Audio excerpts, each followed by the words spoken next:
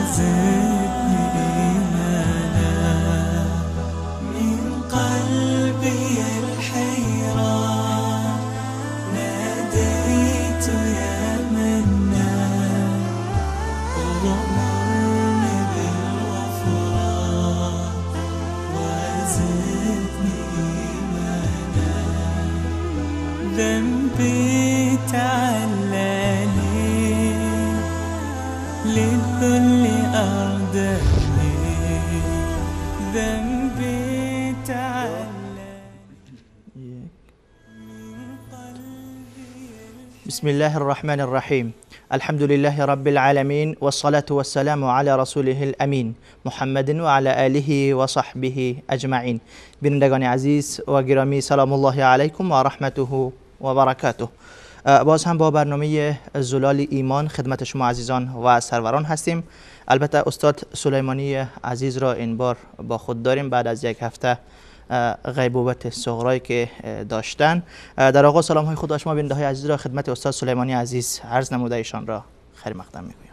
بنده هم عرض سلام دارم و ادب و احترام خدمت شما برادر عزیزم استاد عبدالرحیم عزیز و همچنین خدمت همه بینندگان عزیز و ارجمند و الله را سپاس میگم از اینکه به برکت دعای شما و بینندگان عزیز الله متعال سلامتی ما رو میگونه که مناسب بود و بازگردون تا در خدمت شما عزیزم باشیم. الحمدلله، تشکر. سلامت باشید استاد سلیمانی عزیز. بیننده های عزیز، اگر در هفته های گذشته با برنامه زلال ایمان با ما بودید حتما از موضوعات خبر دارید که ما در موضوعات ایمان بحث های داشتیم و داریم. آخرین بحثی که مطرح شد عبارت بود از عبادت مشرک. البته داخل شدن در این باب تحت باب ایمان به الله متعال که اولین رکن از ارکان ایمان هست، ایمان آوردن به الله متعال. البته در باب ایمان به الله متعال ما نیاز داریم که تمام عبادات را برای الله متعال خالص بگردانیم. از اینجا ما وارد شدیم در عبادات مشرکین که مشرکین قریش نیز در توحید ربوبیت یا اینکه خالق دانستن و متصرف کائنات دانستن الله متعال هیچ نوع مشکلی نداشتن. آنها الله متعال را خالق ارض و سما، خالق زمین و آسمان، خالق کائنات، مدبر کائنات میدانستند و قرآن با این شهادت میدهد در این مورد. همچنان در باب عبادات آنها یک تعداد عبادات هم داشتن، برابر است که طواف کعبه باشد یا حج باشد یا نماز در اطراف بیت الله شریف باشد، عبادات داشتن. البته در این عباداتشان شرک داشتن که همراه الله متعال بت‌هایشان را شریک قرار داده بودند.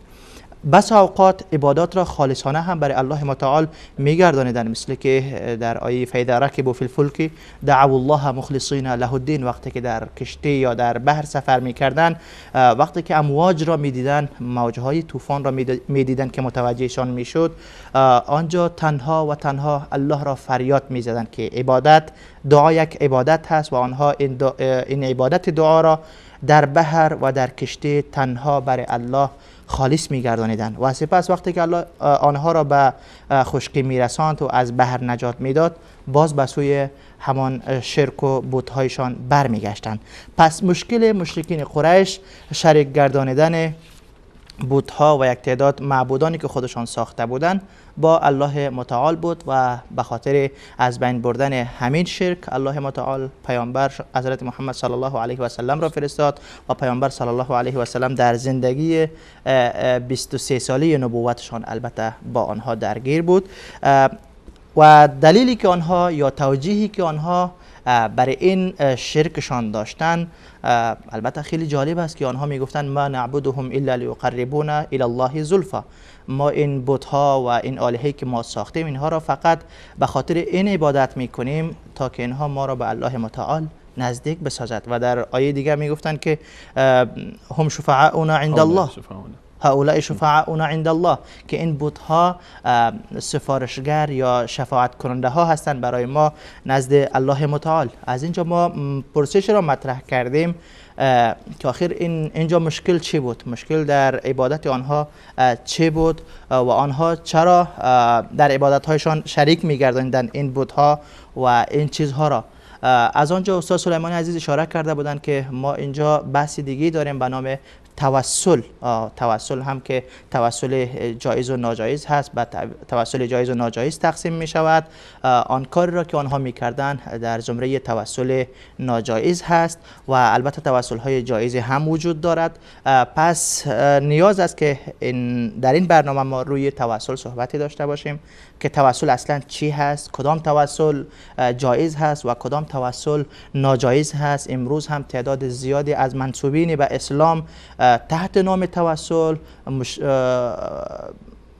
در همان مشکل واقع شدن یا گرفتار شدن که مشرکین قریش در عین همان مشکل گرفتار بودند، یا اینکه وضعیت اینها خیلی وخیمتر و خطرناکتر از وضعیت مشرکین قریش هست، چون در باب توسل آنها منحرف شدند و توسل های ناجایز را جایز دانسته به الله متعال زیادی از مخلوقات را شریک گردانیدند.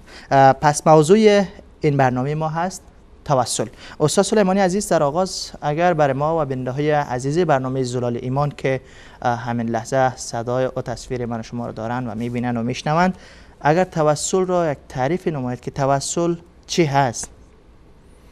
بسم الله الرحمن الرحیم، الحمدلله و الصلاة و السلام علی رسول الله و علی آله و صحبه و من والاه.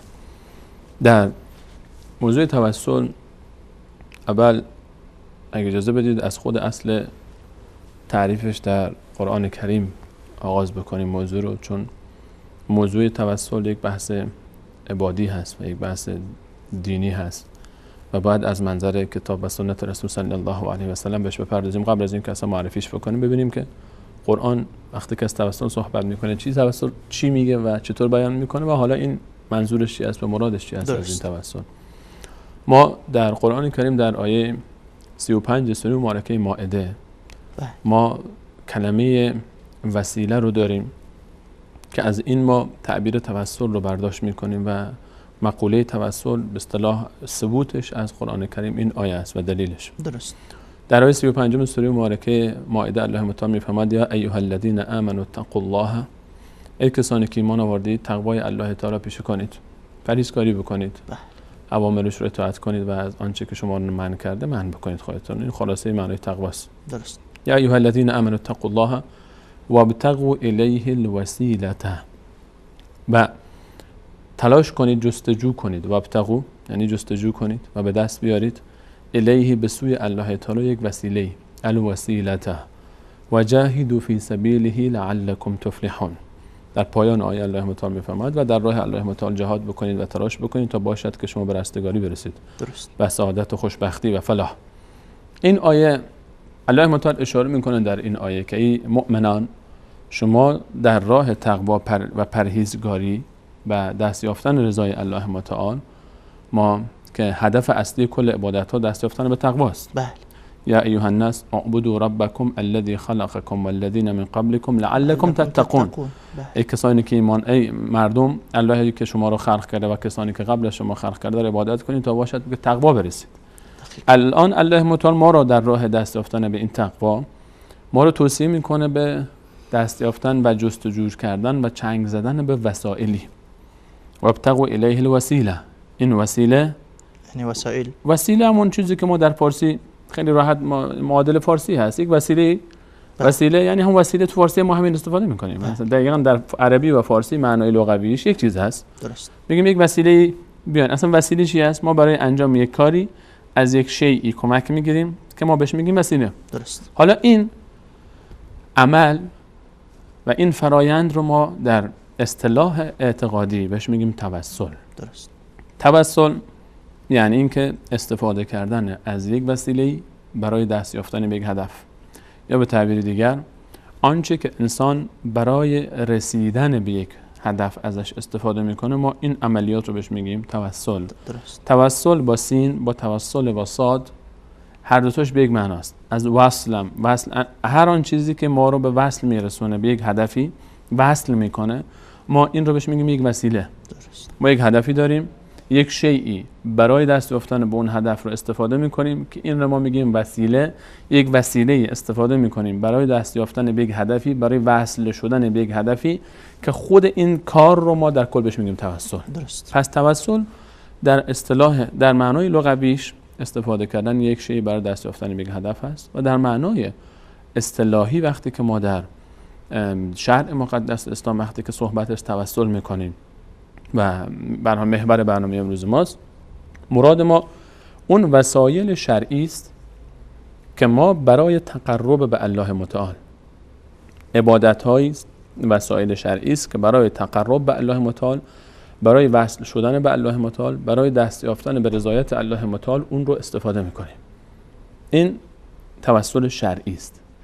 هر وسیله‌ای که در راه دست یافتن به رضایت الله متعال، تقرب به الله متعال استفاده بشه، ما بهش میگیم وسیله. درست. و این عملیات رو میگیم توسل. حالا در خود این توسل، ما در توسل به الله متعال، ما همون چیزی که شما هم اشاره کردید و در قسمت‌های قبلی هم ما بهش پرداختیم به تفصیل بیشتری، گفتیم که وقتی که عبادت‌هایی که مشرکین مکه انجام میدادن، الله متعال میفرماد اونها می اومدن در آیه 18 سوره مبارکه یونس و یعبدون من دون الله ما لا یضرهم ولا ینفعهم، اونها می اومدن غیر الله متعال عبادت میکردن. الان اینجا صرف عبادت و اختصاص دادن عبادت به غیر الله متعال برای کسانی که الله متعال میفهمد نه اونها رو میتونست ضرری برسونه به اونها و نه نفعی به اونها برسونه، اینها می اومدن به چه حجتی این کار رو میکردن که هؤلاء شفعاؤنا عند الله، اینها میرن شفاعت ما رو پیش الله متعال میکنن. این یک وسیله بود.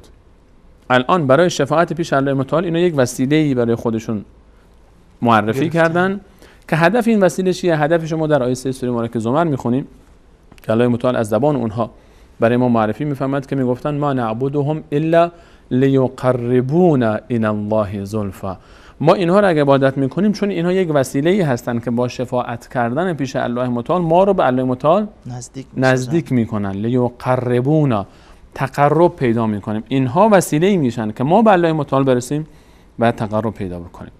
این موضوع توسل مشرکین مکه بود که الله متعال این رو ملامت میکنه و رد میکنه. اما اگر بخوایم با توجه به این که در آیه 35 سوره مبارکه مائده الله متعال از ما خواسته که وسیله‌ای برای دست یافتن به رضایت الله متعال و تقرب به الله متعال دست پیدا بکنیم بشه، یعنی توسل متوسل بشیم به عبادت‌های، متوسل بشیم به خیراتی، متوسل بشیم به افعالی که ما رو به الله متعال میرسونه. الان باید در این زمینه بیایم و صحبت بکنیم که یعنی اینجا در یک آیت الله متعال ما رو امر به توسل میکنه که ما باید یک وسیله برای تقرب به الله متعال یا برای رسیدن به همان تقوا داشته باشیم و بگیریم.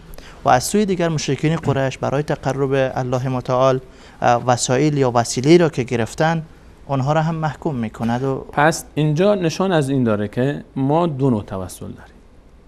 یک توسل جایز و شرعی که الله متعال ما رو به اون امر کرده که در آیه 35 سوره مبارکه مائده مراد این آیه است. وابتغوا الیه الوسیله. درست. خب این وسیله باید وسیله‌ای باشه که خود الله متعال اجازه داده باشه. اگر این وسیله‌ای بود که الله متعال نپذیرفت، میشه اون آیاتی که ما اشاره کردیم 18 سوره مبارکه یونس و 3 سوره مبارکه زمر که مشرکین مکه انجام میدادن که الله متعال اصلا اون گرچه اونها هم به ظاهر میخواستن همین کارو بکنن، یک وسیله برای تقرب به الله متعال پیدا بکنن. بله. اما چیکار کردن؟ در این توسل به بیراهه رفتن. پس این نشان از این داره که ما دو نوع توسل داریم. یک توسل جایز و شرعی داریم و یک توسل ناجایز و غیر مشروع داریم که هر دوی اینها به یک هدف انجام میشه. البته این حرف خودتان نیست که ما دو نوع توسل داشته باشیم. این محتوای آیات کلام الله جمع آیات به این چیز اشاره میکنه. وقتی که آیات رو کنار هم میگذاریم، از یک طرف الله متعال ما رو امر میکنه به اینکه وسیله‌ای برای تقرب داشته باشیم. پس این یعنی یک عبادته. پس این یعنی یک حکم شرعی است. درست. اما از طرف دیگه میبینیم که این اصلا هدف چی بوده؟ هدف از توسل تقرب به الله متعال بود. دقیقاً. اما در همین راه و با همین حجت و با همین دلیل انسان‌هایی آمده اند و کارهایی انجام دادن، توسلاتی انجام دادن که الله متعال اونها رو، این توسل اونها رو نه تنها به عنوان یک عبادت نپذیرفت، بلکه به عنوان شرک اونها و وسیله شرک اونها مطرح کرد و اونها رو به جهنم محکوم کرد و به جهنم داخل کرد. و قرآن برای ما معرفی میکنه که اینها اصلا الله متعال مشرک خواند و کافر خواند فقط به خاطر این که در این راه توسل به بیراهه رفتن. پس مقوله توسل مقوله بسیار مهمی است. چرا مهمه؟ چون از یک طرف یک حکم شرعی است، از یک طرف دیگه این حکم شرعی بسیار حساسه که اگر منحنیات و به مسیر اصلیش نرفت، دقیقاً چون عبادته، نه چون عبادته، عبادت خیلی مهمه، اما به شرطی که این عبادت در مسیرش انجام بشه. سجده کردن یک عبادته، رکوع کردن یک عبادته، دعا کردن یک عبادته، نذر و نیاز یک عبادته، خون ریختن از در راه رضایت الله متعال با اون شرع به اون حکم شرعی خودش یک عبادته. اما وقتی این در مسیر غیر الله متعال استفاده میشه، اون موقع دیگه میشه شرک. اینه که ما در سوره حمد خیلی روی این تاکید داریم که ایاک نعبد، فقط تو رو عبادت میکنیم بار الله، و ایاک نستعین، و فقط از تو استعانت میجوییم. پس توسل مثل سایر عبادات هست، یعنی اگر در راه مستقیم و راست انجام شد فبیه و نعمه، اگر مثل سجده و رکوع و نذر و ذبح و غیره که از راه درست منحرف شد شرک میشه. دقیقاً همین مثال است. الان ما بیایم سراغ این که کدوم توسل اجازه داریم انجام بدیم، اصلا توسل شرعی چیست، و وقتی که ما توسل شرعی رو فهمیدیم خود به خود توسل غیر شرعی مشخص میشه. دقیقاً. الان مفهوم این آیه شریف 35 سوره مبارکه مائده که یا ایها الذین آمنوا اتقوا الله وابتغوا الیه الوسیله به چه معناست؟ خب ما وقتی که میایم نگاه میکنیم در آیات قرآن کریم، یکی از صفات قرآن کریم این هست که تفسیر قرآن برمیگرده اولین اصل تفسیر آیات دیگه قرآن کریم هست. درست. یک بخش آیه قرآن رو بخش‌های دیگه تفسیر میکنه.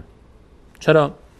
چون که اگر یک برداشتی از آیه مخالفت با آیه دیگر از آیات قرآن کریم داشت، اون برداشت حتما باطل است. چرا که در قرآن کریم امکان نداره که دو آیه متعارض و متناقض و ضد هم باشن.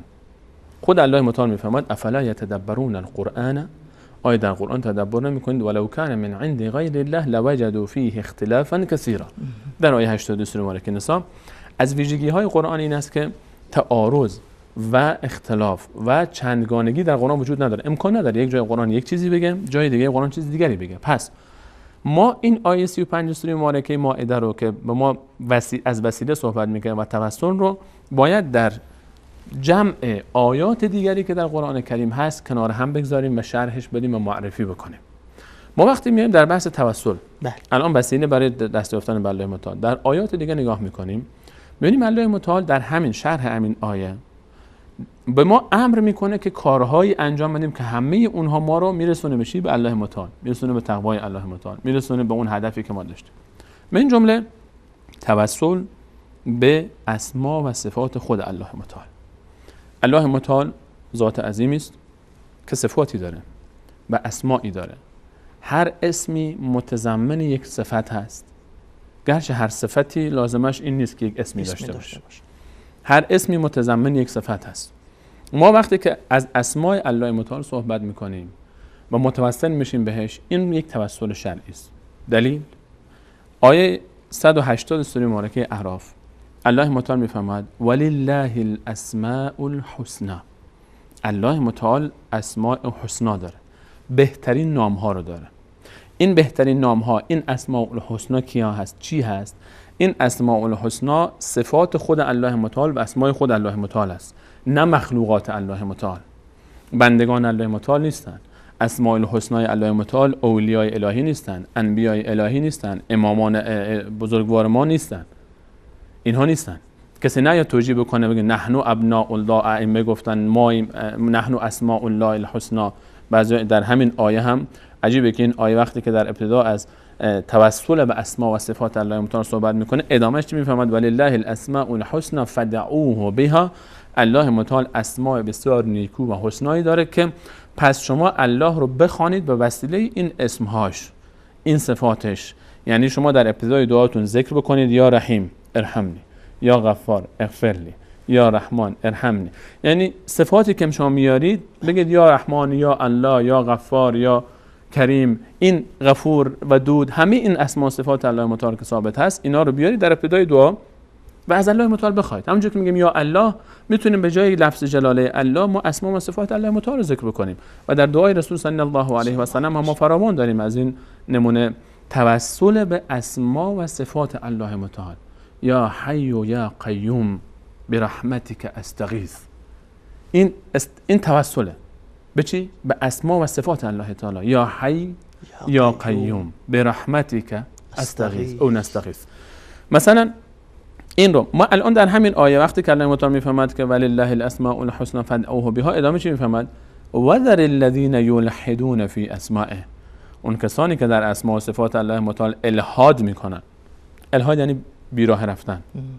لحد در قبل چرا میگن؟ چون یک گوشه است، این اصل نیست، یک جانب است. الحاد یعنی به بیراه رفتن، از صراط المستقیم خارج شدن.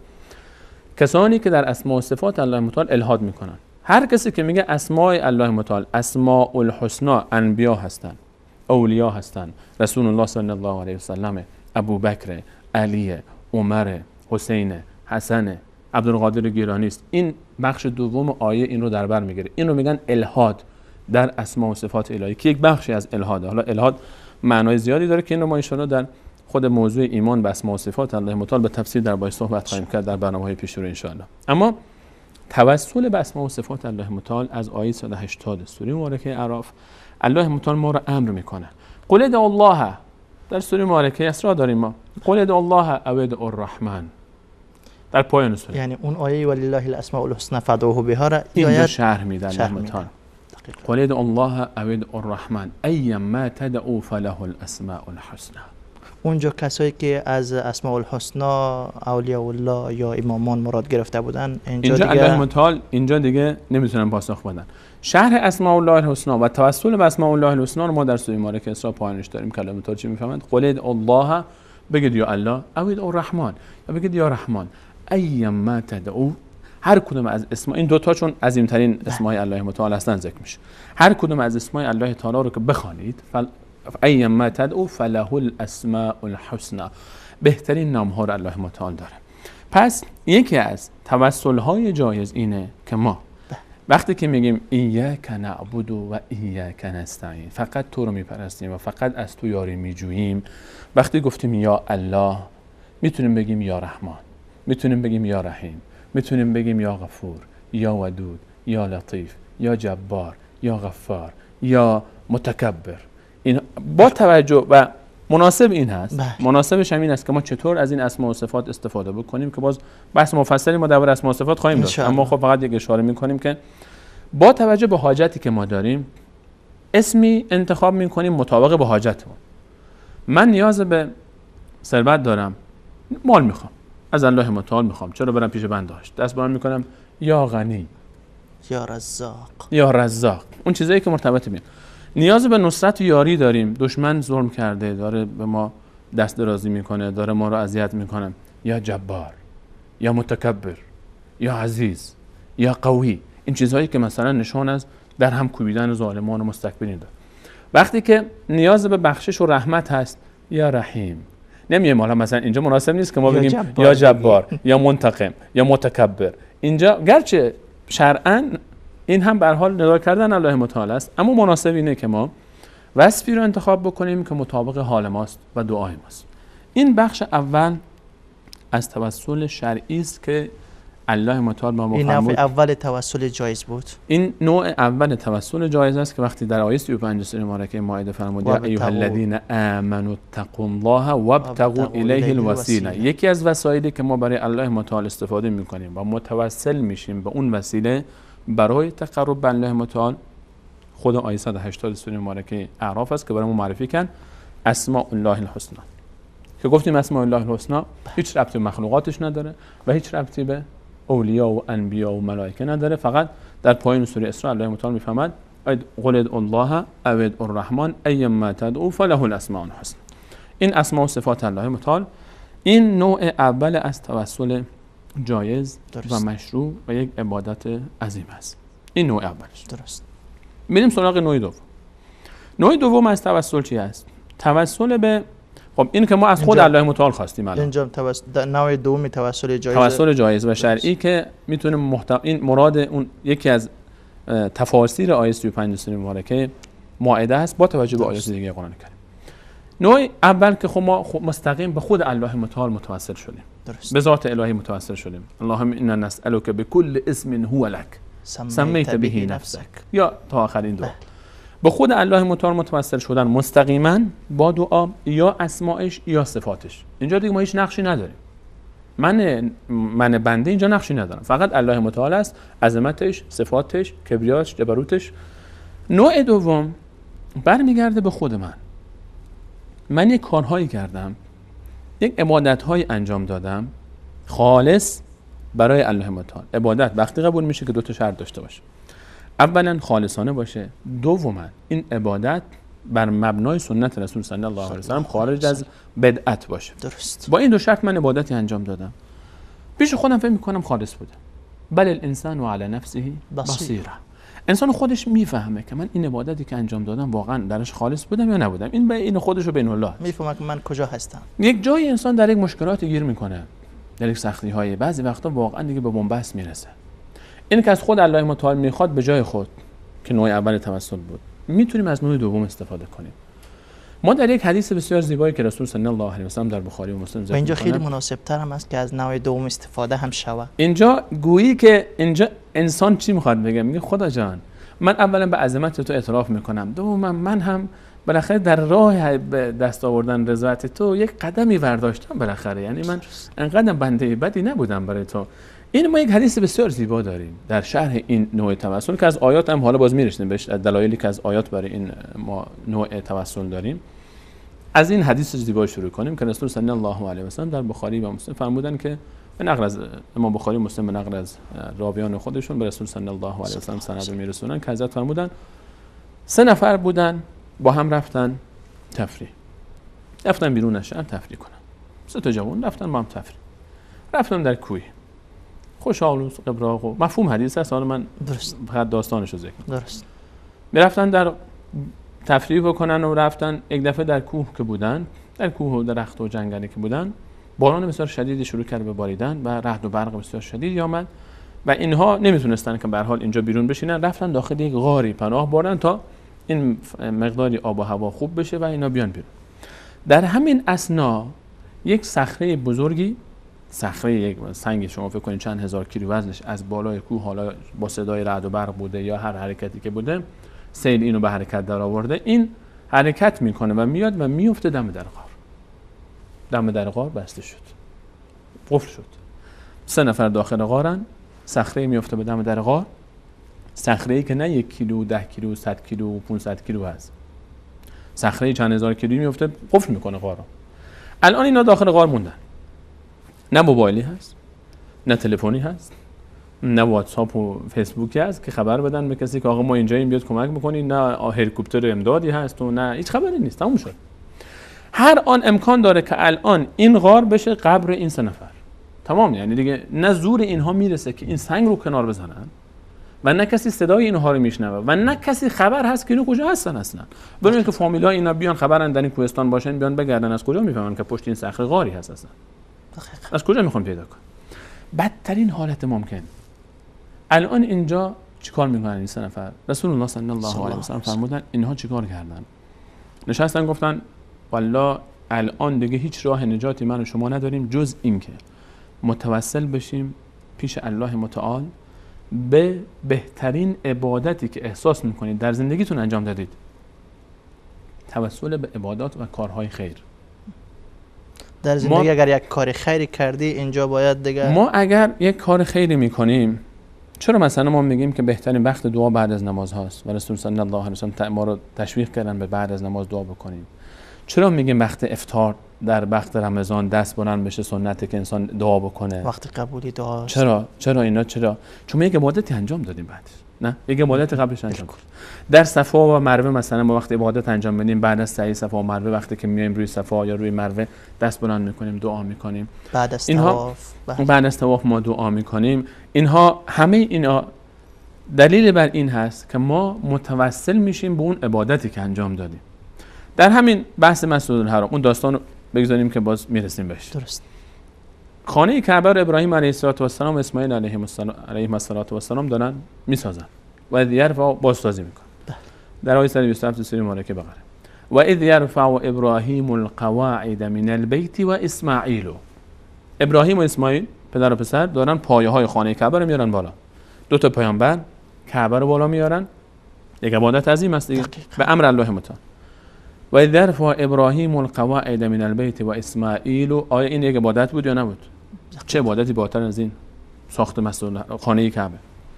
گفتن الان که دعا میکنن و اذ یرفع ابراهیم القواعد من البیت و اسماعیل ربنا تقبل منا. بار الله اینو از ما قبولش کن. الان وقت دعاست، الان وقت توسله. الان من دارم متوسل میشم، گویا ابراهیم علیه السلام، اسماعیل علیه السلام دارم متوسل میشن به این کاری که دارن انجام میدن. ببینیم که بعد از این چند تا دعا میکنن. الان وقت دعاست.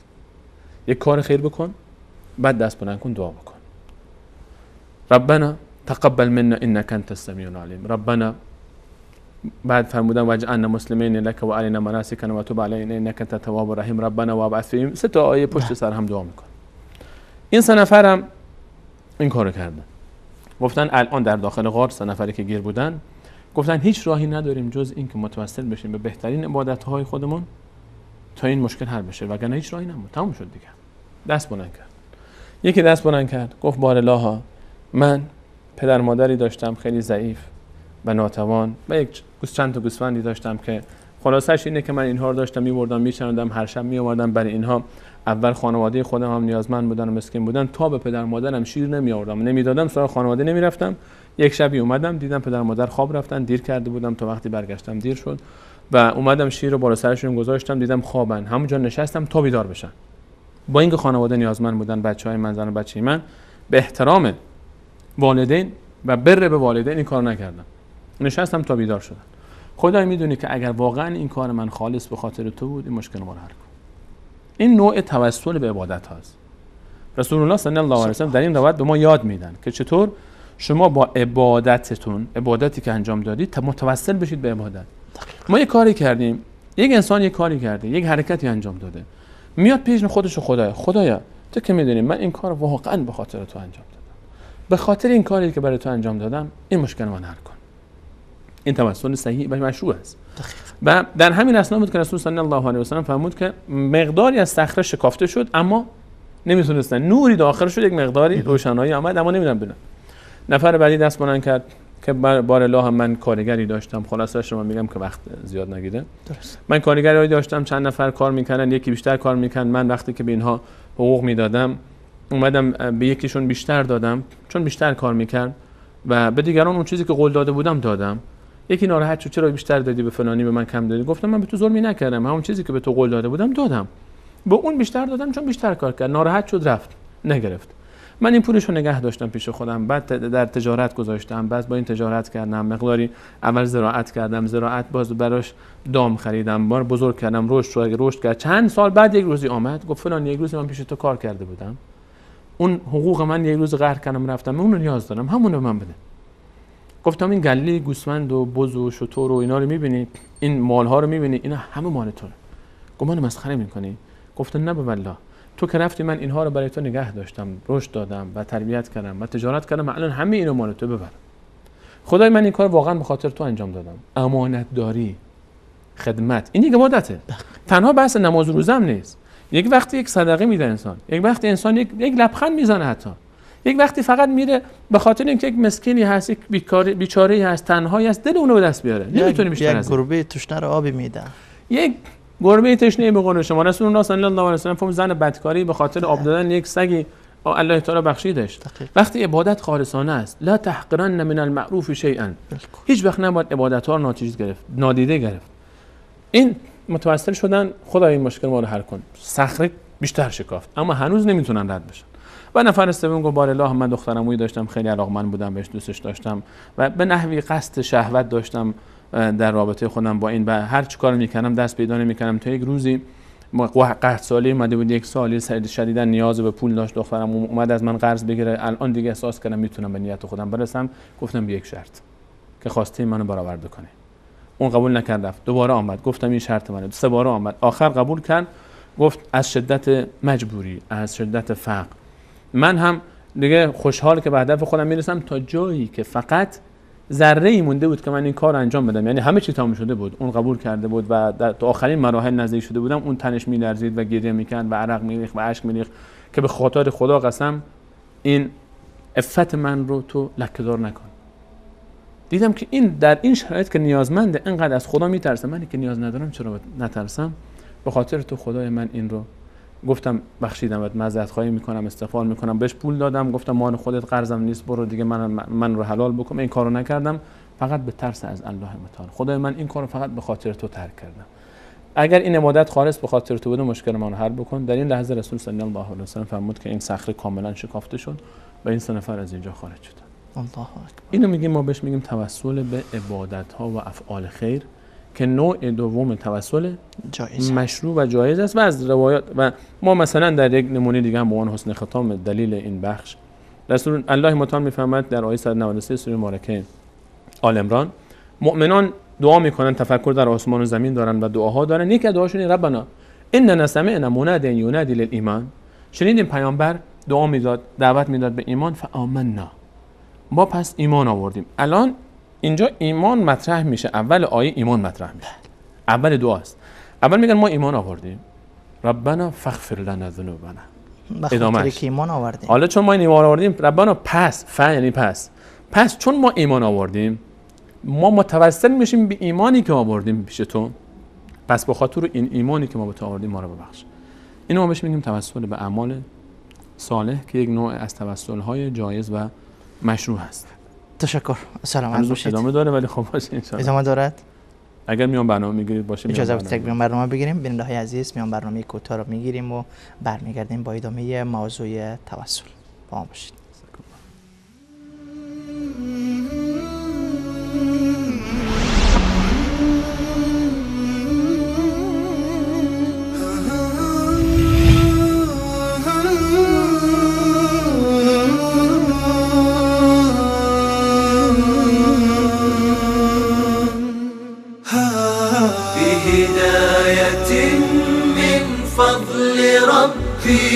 يكسو الجمال ربوع قلبي، يخضر إحساسي ودربي وملامحي حين اهتديت. نور الهداية زار صدري، هو مبتدأ أنسي وعمري، فعزمت للرحمن أمري، وعلى خطاطها مشيت. يا نفحة القرآن فوحي، عطرا على قلبي وروحي، يا بلسما يطوي جروحي، لولا الهداية ما ارتويت.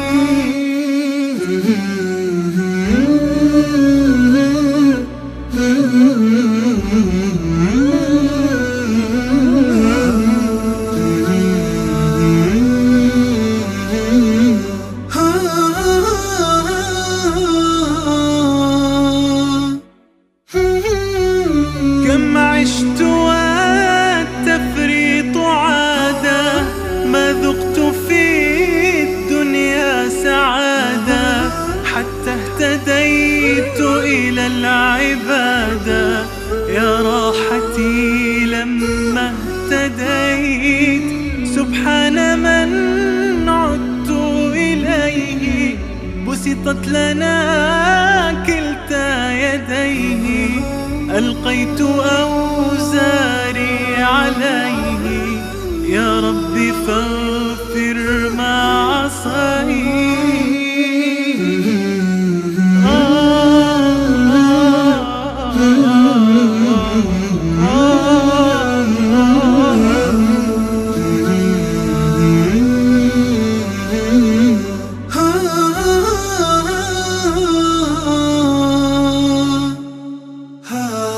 بهداية من فضل ربي، يكسو الجمال ربوع قلبي، يخضر إحساسي ودربي وملامحي حين اهتديت.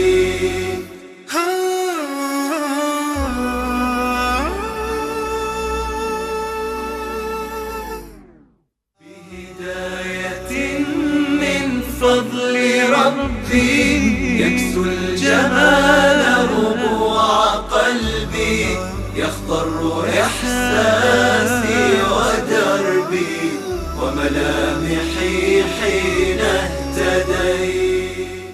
من قلبي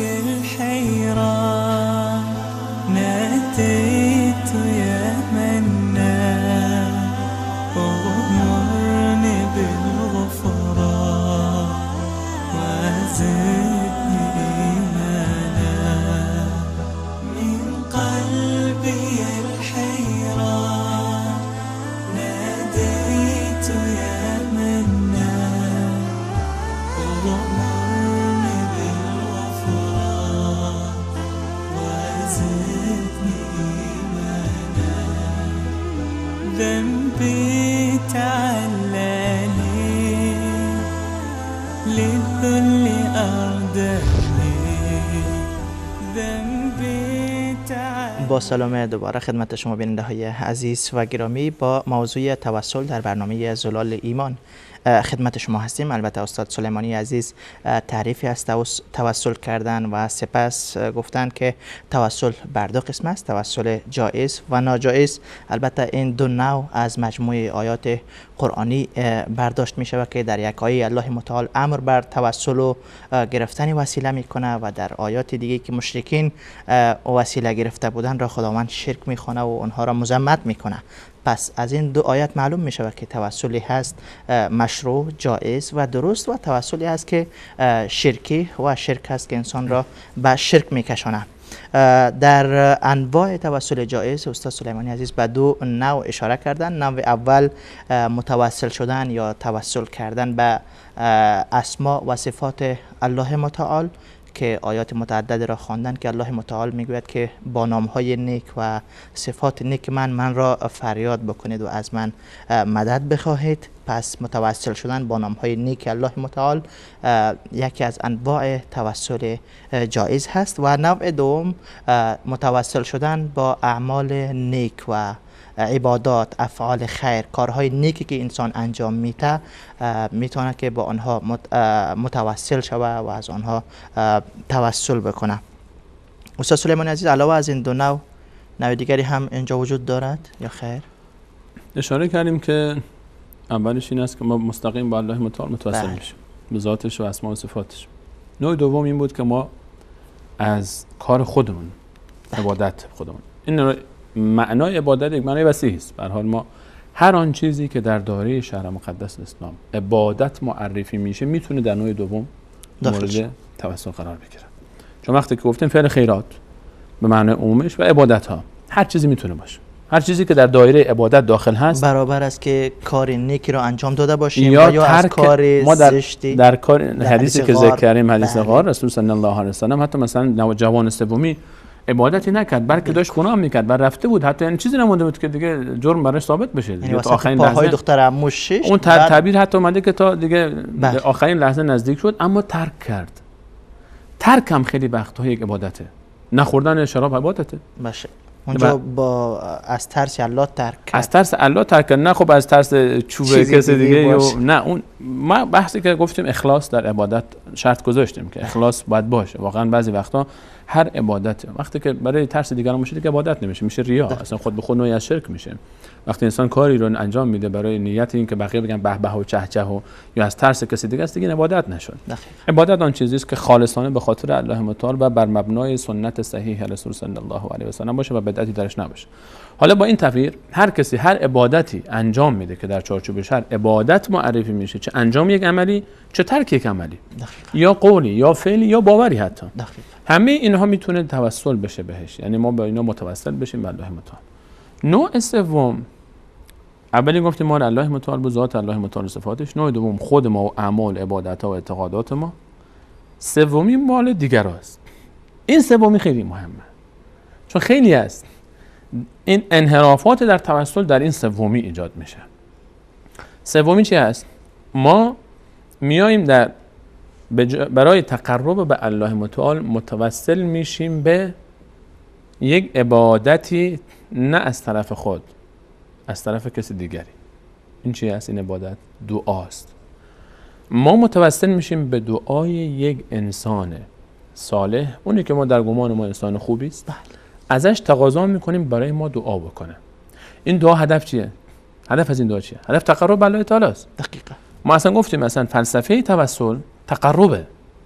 اصلا خود توسل یعنی نزدیک شدن، وصل شدن. بله. تقرب یافتن به الله متعال. و همینه که الله متعال فرمود یا الذین آمنوا اتقوا الله وابتغوا الیه الوسیله. به دنبال وسیله‌ای باشید که شما نزدیک بکنید به الله متعال. اما این وسیله باید یک وسیله مشروع باشه.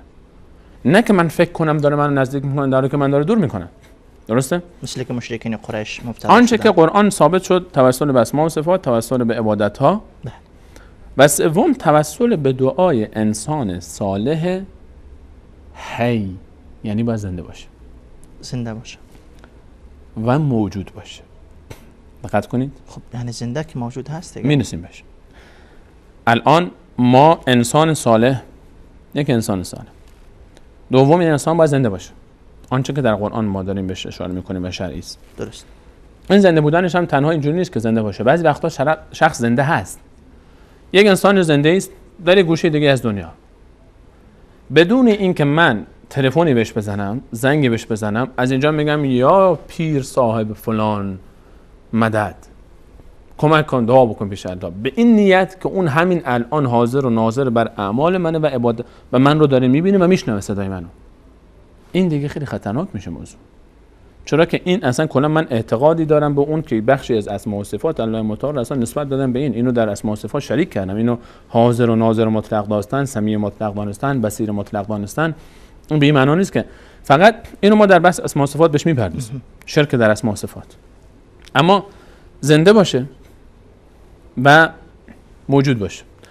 دلیلش از آیات قرآن کریم. حالا میریم سر بحث بعدش میرسیم به بحث توسل ناجایز در این باب. درست. انجام میشه. توسل ناجایز در این باب داره انجام میشه که بحث مفصل است.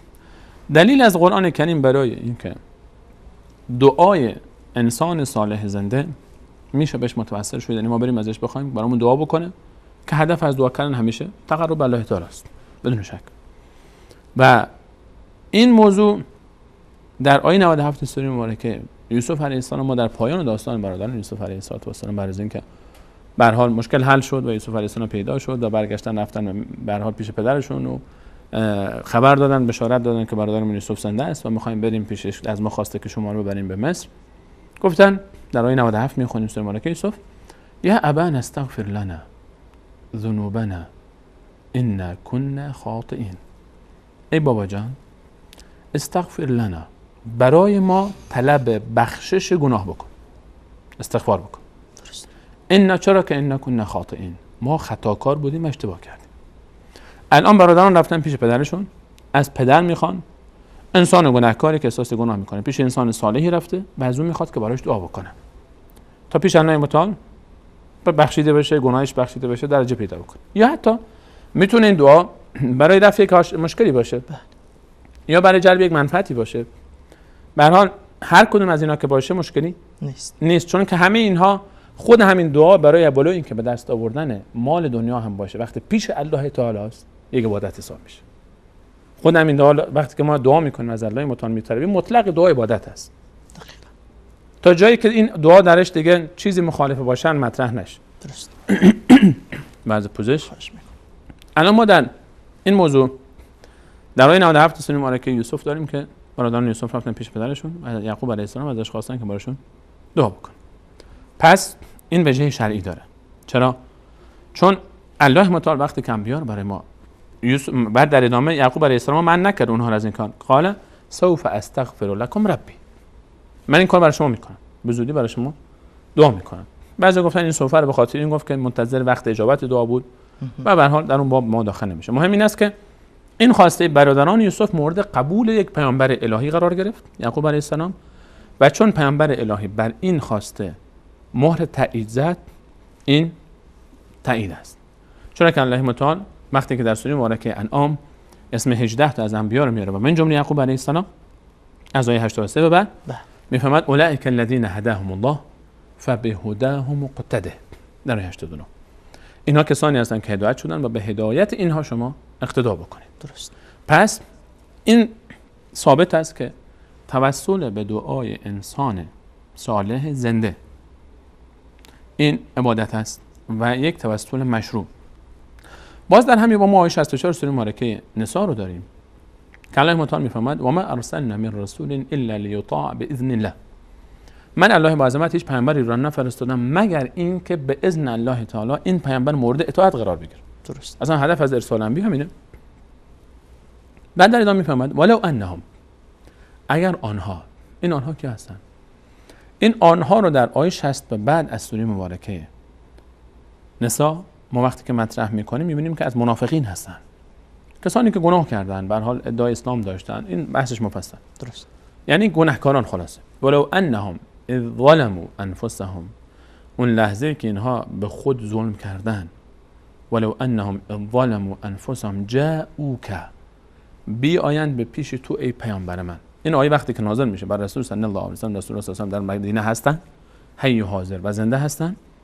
و الله متعال میفهمد این کسانی که این جرم رو مرتکب شدن، در آیات قبلی ما به تفصیل در باره صحبت میشه، این دسته اگر بی آیند پیش تو ای پیامبر من همین الان، فاستغفر الله، از الله استغفار طلب کنن، درست. و استغفر لهم الرسول، و پیامبر هم برای اینها دعا بکنه، لوجد الله توابا رحیما، اون موقع اینا الله متعال بسیار توبه پذیر مهربان خواهند یافت.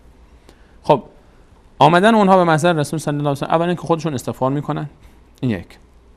دوم پیامبر برای اونها دعا بکنه، الله متعال فرمود و استغفر لهم الرسول، دعای رسول صلی الله علیه و سلم در حق اینها رو الله متعال خودش میفهمد. اگر اینا بیان خودشون هم استغفار بکنن، پیامبر هم برای اینا دعا بکنه، دیگه انگار که اینا رو الله تعالی میبخشه. چرا؟ لوجد الله توابا رحیما، یعنی که من الله متعال خیلی با توبه پذیرم و بسیار مهربان و میبخشمش. پس این هم دلیل دیگری است برای این که توسل به دعای انسان صالح هی زنده باشد و موجود، این اشکال شرعی نداره. هی بودنش از کجا آوردیم؟ هر دوی این موارد هی بودن، رسول صلی الله علیه و سلم پشت اونها رفت، چون ذکر یک حکایت است. اونجایی که برادران یوسف علیه السلام رفتن پیش یعقوب علیه السلام، یعقوب علیه السلام حی و حاضر و زنده بود. اینجا هم که رسول الله صلی الله علیه و سلم در 64 نساله مطابق میفهمند اگر اونا بیان جا او که پیش تو بیایند، یعنی رسول الله موقع حی و حاضر بود، زنده بود، اگه اینا الان بیان پیش شما که حاضر هستی و زنده هستی و دعا بکنی برایشون، خودشون استغفار کنن، شما برای اونها دعا بکنی، اون موقع الله متعال اینها رو میبخشه. این بخش سوم توسل هست، توسل مشروع. ما میتونیم که از انسان‌هایی که در اونها صلاح میبینیم احساس میکنیم انسان صالحی است، انسان پاکی است، و از اون بخوایم که برای ما دعا بکنه. حالا چه این نوع دعا به طلب ما باشه که ما از اونها طلب بکنیم، یا اینکه نوع دومی هم داره بدون طلب باشه. بدون طلب، یک وقتی بزرگی پدری برای فرزندانش دعا میکنه، استادی برای شاگردانش دعا میکنه و امام مسجدی برای مقتدیانش دعا میکنه. یک بزرگی در حال صلاحی در اون مردم میبینن، بدون اینکه مردم ازش تقاضا بکنن دست بلند میکنه خدای مشکلات اینا رو حل بکن. ما میبینیم خیلی جاها مثلا امامای مساجد در نمازهای تراویح در خصوص در ختم قرآن ها مثلا در تراویح دعا میکنن برای حال امت، برای قرضدارای امت، برای مشکل دارای امت، برای هر این هم از نوع دومه، بدون اینکه طلب کرده باشه کسی، شخصی خودش دعا میکنه. این توسل به دعای انسان صالح حساب میشه که این هم اشکال شرعی نداره، مشروط به این که این شرط داره دیگه، مشروط به این که این دعا برای انسان، این توسل به یک انسان زنده باشه که موجوده. اما اگر کسی رفت سر قبری، اما اگر کسی رفت از همین الان دست بلند کنه اصلا سر قبرم نرفت، به این حجت که فلانی از انبیای الهی، از اولیای الهی، از امامان بزرگوار، من الان بهش میگم خب اگر این رو بگه خب مگه نگفتین توسل به دعا ثابت، آیات قرآن هست، این هست، آیات قرآن شروط داره. همین آیات کلام الله مجید نوع دوم توسل به انسانهای صالح رو که در نوع توسلهای غیر مشروع داخل میشه رو شرک میدونه.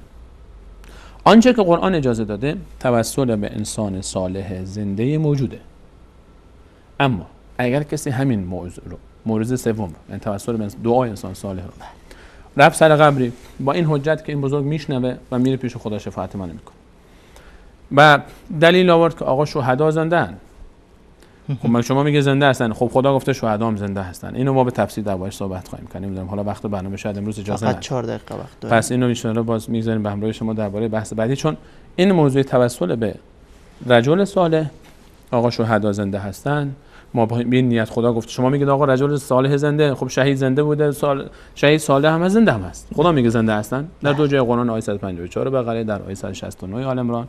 الله متعال میفهمن نگید شهدا مردن، اونا زنده هستن. خب بله، اما این جواب داره. درست. از خودش این موضوع نیاز به تفصیل بیشتر داره. پس ما الان به اون بحث شبهاتش و بحث توسل ناجایز میمونیم برای برنامه بعد. پس اینجا دعای پدر برای فرزند هم اگرچه بدون طلب باشه، یکی از دعاهایی که پیامبر صلی الله علیه و سلم بشارت داده که پذیرفته میشه دعای پدر برای فرزند است. نه تنها دعای پدر برای فرزند، فرزند برای پدر حتی.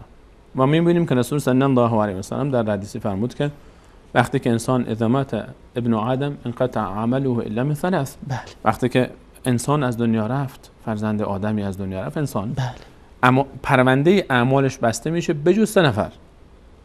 بجز یکی که 3 نفر برای 3 نفر، یعنی 3 نفری که این اعمال رو داشتن هنوز پرونده اعمال اونها باز است ولی اونها در قبرن. بله.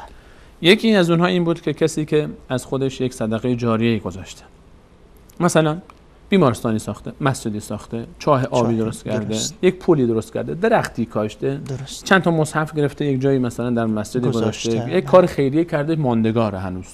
تا وقت اون کار هست اجرش بهش میرسه. درست. دوم، کسی که علمی داره نافع و از این علمش بقیه استفاده میکنه، کتابی نوشته گذاشته یک جایی، ولو این که در هر فنی هم باشه، به طریق اون در علوم دینی و شرعی و حتی در علوم ریاضیات. کاش اون کسی که برق اختراع کرد مسلمانی بود و نیت خالصانه برای این کار خدمتش به اسلام و مسلمین داشت که نزد الله متعال چه اجر و پاداشی که نمیبود. هر کسی یک اختراعی کسی برای حل مشکلات امت اسلام و نه تنها اسلام، برای مسلمان، برای تمام انسان‌های روی زمین انجام میده به این نیت که این رو یک عبادتی میده نزد الله تعالی، خدمت به هم نوع، این اجر و پاداش میبره. پس این نوع دوم. و نوع سوم که بحث ما روی این بحث محل شاهد ماست، ولد صالح یدعو له. انسانی که پسری فرزندی از خودش به جا میگذاره و این فرزند صالح برای والدینش دعا میکنه. یعنی در ابتدای حدیث چی خوندیم که عمل این شخص قطع عنه عمله الا من ثلاث، یعنی این شخص عمل کسی که فرزندی میگذاره رفته تو قبر خودش. بله. عبادت همچنان به حسابش نوشته میشه. این عبادت چیه؟ دعای فرزند برای پدر مادرش. فرزندی که برای پدر مادرش دعا میکنه، 2 تا تعبیر جالب از این حدیث میشه برداشت کرد. اولا که دعا عبادت است. دعا عبادت است. دعای فرزند برای والدینش. این یک. دوم، ولد صالح.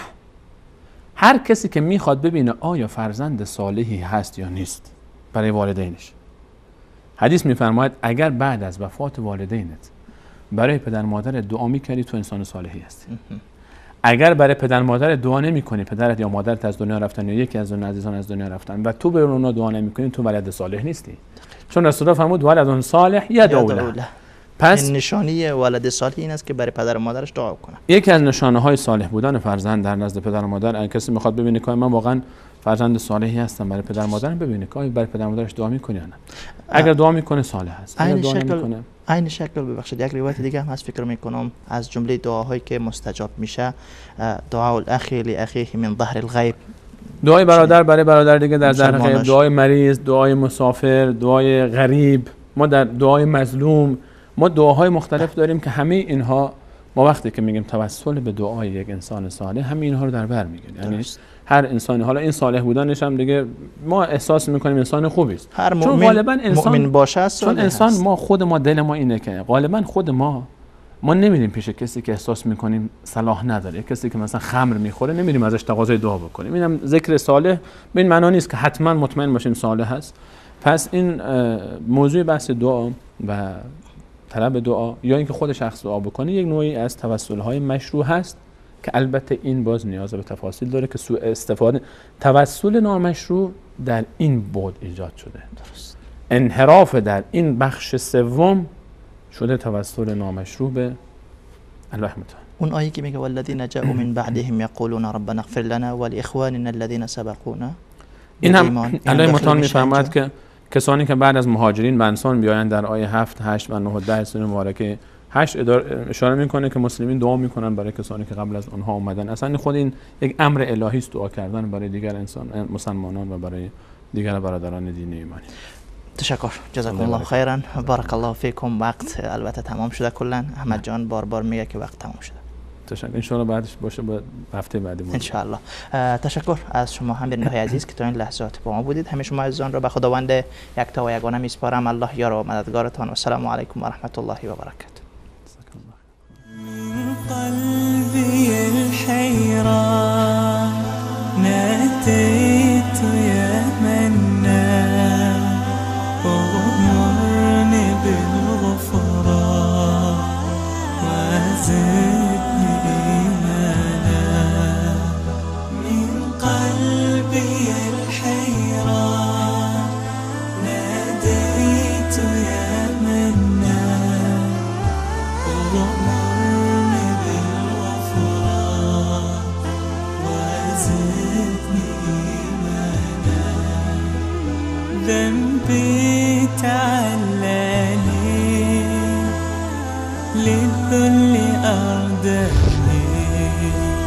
ذنبي تعال